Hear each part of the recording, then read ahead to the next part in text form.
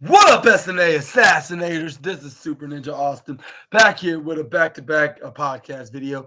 And yeah, sorry if it took an extra couple of minutes because I was having some technical difficulties, like when it comes to recording this next video after I did my SmackDown review video. And I apologize for the extra waiting time. But I'm back here talking about AEW Rampage.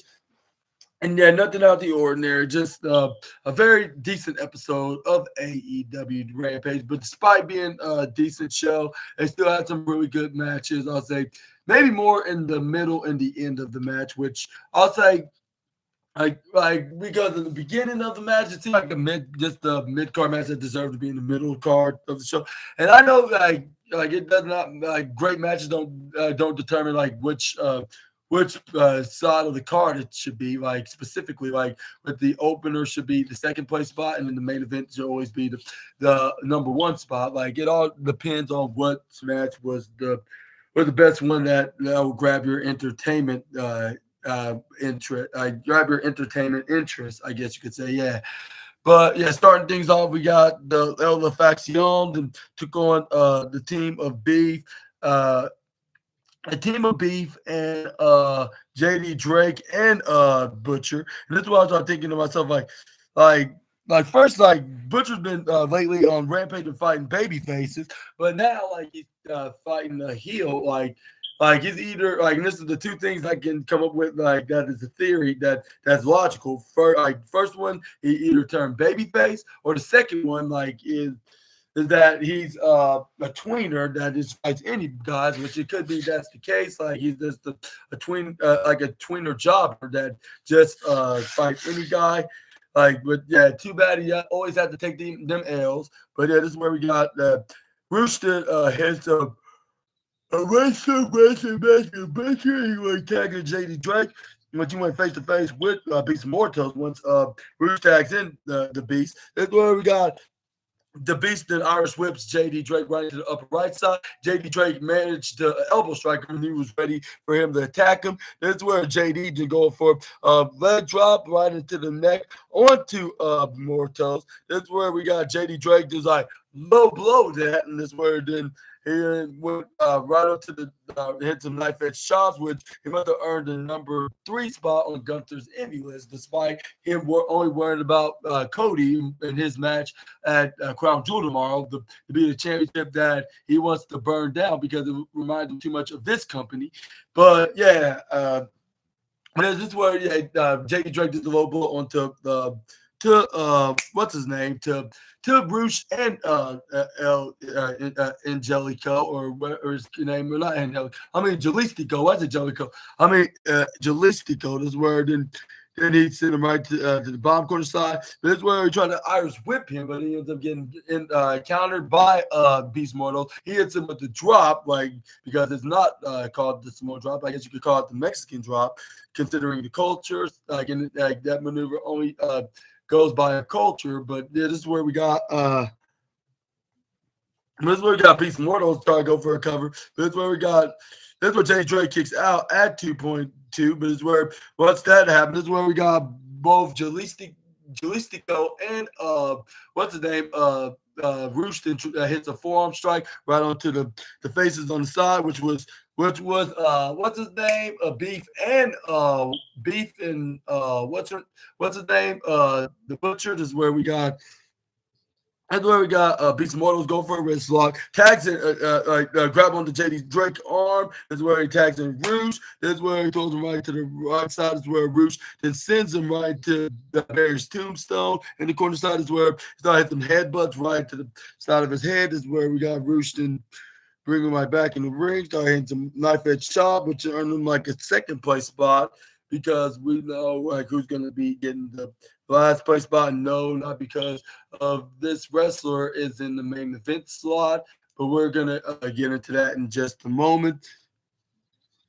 But this is where we got him. This is where we go. We got. This is where we got But it's where we got, what's his name? Beast Morals that sent JD Drake right into the bottom right side, go for a clothesline. This is where we got Rooster hit a right hand right on the Beef while hitting a splash onto JD Drake. And he then go for the middle drop kick. But this is where we got JD Drake cover his face like, no, not the face, not the face. And this is where we got Rooster was like, yeah, April Fool's. Like, I got to be fought for that. This is where he kicked him right to the side of the head. This is where we got Rooster flip right over, hit this pose while his brother Jalisco started acting like their other brother, what's his name, Dragon Lee, and then started doing the pose like with his hands raised hell high. This is where the Rooster was like, does this look familiar? This is where JD Drake was very ticked off. This is where he tried to do his best to try to fight right back. This is where but this is where we got, it was no use. Like, it was only temporarily. Even though, like, when he tags in Beef, like, and he made a huge comeback onto Roosh, like, and showing that he could keep up with him. But it's where once, like, he did some jumping jacks, where Butcher's like, I'm ready now, which I'm not sure if that was a smart idea, because you know what happens, like, when Butcher's in a match, like, in a regular weekly basis, like, he does not always come out successful. And that's where, like, the Beef was more cursed, like, all thanks to Butcher's curses of him losing. And normally when you have a Butcher, like, in the same room with someone that has beef on them, like, that don't go very well, because we got but normally Butchers are too obsessed of cutting and chopping meat up. So, like, I was surprised that Butcher was in the same ring with the Beef Man, like, because I'm surprised he didn't grab his butcher's knife and try to start slicing the poor cousin of the workhorseman member. And this is where we got next up. It was I'm trying to go for a double team onto Roosh. This is where we got the Lico, like, zips up the leg of Beef. This is where we got Butcher trying to close on him, but this is where he ends up getting attacked from behind by Beast Mortos. And this is where Jalisco dropped with a super kick by JD Drake got dropped with a super kick. This is where we got Beast Mortos finally got what's his name? Got Butcher to turn around to get a chop block, while Jalisco goes for a springboard cold breaker. Just where we got Rooston finally hits the middle drop kick. But no, it was a cannonball. Well, first it was cannonball by Beast Mortos, while, like, whoever wants to step up face to face with him. So yeah, just like, not that much of a great match, but it's where we got. Well, this is where we got Renee Paquette asking questions about him like manipulating the private party to and also not to mention instigating, but this is where joining him is in making them trying to make them or trying to make them or let them he wanted them to he wanted to make them be his clients, I guess you could say, and then instigating into their tag team. This is where Stoke Hathaway's like, no, I'm not instigating. I would never do such a thing. Like, I love my peers and coworkers, like, to the point, like, that I wish them the very best of achieving their dreams. Like, and that's what Private Party did this past Wednesday, and I'm so happy for them about, like, and whoever told you that, or whoever started that, like, that all that nonsense that don't occur to me, like, you need to go back and check from sources. Like, okay, this is when I will do that. This is where Stokely has was like, yeah, you good. Like, and by the way, like, stop drinking that Cincinnati water, which that's one thing I'll agree with Stokely Hathaway on. Like, yeah, that water is god awful. This is where Stokely Hathaway had some evil grin on his face, started rubbing his hands together. But this is where we got Ty Valkyrie taking on what this girl's name is. It was this jobber. It was Zoe Lynn. I believe this is the girl that what's her name also faced Camille and squashed her. This is where we saw Ty Valkyrie pretty much did the same thing when she hit a big boot right to her face. Then hit her finisher 1, 2, 3 before it even hit the 30-second mark. And this is where we got Ty Valkyrie and Deanna Purrazzo that left the building. This is where Stokely Hathaway started stirring up some more trouble by convincing Ty Valkyrie Ty Valkyrie by to go back and do some more damages onto the poor jobber. It's where then Stokely Hathaway's like, you know what's crazy about that girl? Like that girl you just wrestled, that Zoe kid, like she was telling everybody like backstage, and this was like all you do like with your husband Johnny TV is sit there, eat meatballs, like, and then just talk. And he's like, and if it was low key me, like if I was hearing this from somebody that's been informing me, like with somebody just wouldn't stop keep running their mouth, I'll be going back out there and I'll be whooping her ass and I'll prove a point here. And that's what basically what Ty Valkyrie just did when she heard this rumor about like what Zoe Lynn just said to like what she said about what Zoe Lynn said to everybody in the locker room, trying to embarrass and humiliate Ty Valkyrie. This is where the Stokely Hathaway had the nerve to say, "It's none of my business, by the way." But you, even if this was true, like you just instigated like into somebody's business and snitched on Zoe Stark, like in. Snitched on, I mean, not Zoe Stark. I'm talking about Zoe Lynn, like about something that she didn't actually say it, like, and it just came out of the horse's mouth, which it was actually Stokely. And I was like, I can't believe that Ty Valkyrie believed this, and this is where she actually did beat the holy hell. This is where Deonna Purrazzo was even like, whoa, like how do we know if Stokely was telling the truth right back there? And besides, like, even if she did said those stuff, like, it's not worth it. Yeah, don't let Stokely get in your head. Like, not even, like, you don't see Private Party letting him get in their head. Like, look what they're look at their status right now. And this is where we got, but this is where she stopped. She's like, yeah, you're right. Like, I think I did enough damages. Like, it don't even matter what she even says. Like, it's like it's only her opinion, and then nobody don't even most people wouldn't believe her anyway, because who would take someone serious that's being squashed by the real star? But this is where we got a vignette with Thunder Rosa. Then was in a vignette about was in a vignette like talking to I saw another AEW wrestler celebrated too when they were down into the south part of the North American country, which I'm not going to name no names. Anyways, this is where we got she was like, yeah, it's one thing that takes jabs at me, but when you disrespect my culture, now you're going a step too far, Harley Cameron, and I want to challenge you in the match because of this. Like, and it's where she said most of those things in her native language. This is where she was like, yeah, now you're gonna be in the ring with Thunder Rosa, and you're in a huge trouble, Harley. And yeah, and I believe they're gonna be in a match tomorrow, which is gonna be like the Day of the Dead kind of stipulated match, which I don't know what's the name of it, and who do you think is gonna win that match? I think if Soraya's not gonna be around, I wouldn't think that Harley Cameron's gonna have any chances of defeating Thunder Rosa. So I'm gonna put my money onto the former AEW Women's World Champion at this match. But then next up, we got Queen Aminata taking on Layla Gray. And as much as I am a fan, like y'all already know this, like I'm a fan of Queen Aminata, and I think she's very underrated right now. And I think that I see plenty of successful achievements in her future. But as much as that, like I also wanted to see Layla Gray get her due and finally start winning matches, because I don't know when the last time I saw her win a match in All Elite Wrestling. Even when she was teaming with Jade Cargill as the baddies, Anthony Khan needs to find some ways to book her to win more of her matches rather than losing them. Even though Queen Aminata might have needed this more than the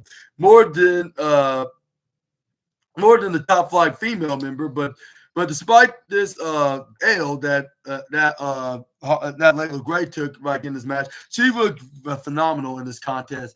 Like she looked like that she should deserve a shot at any women's championship gold. Even though I say that with most women, but that's because it's true. Like they put on a perfect impression to get to that point.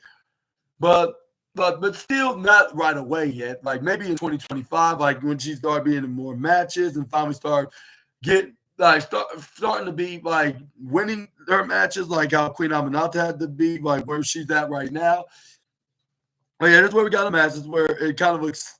This is where we got Queen Aminata go for like a wrist lock, like while we got Layla Gray try to go for a headlock. This is where she tried to turn it into like a hammer lock, like then go for a headlock. This is where she tried to go for a slide block into a headlock onto the female top flight member.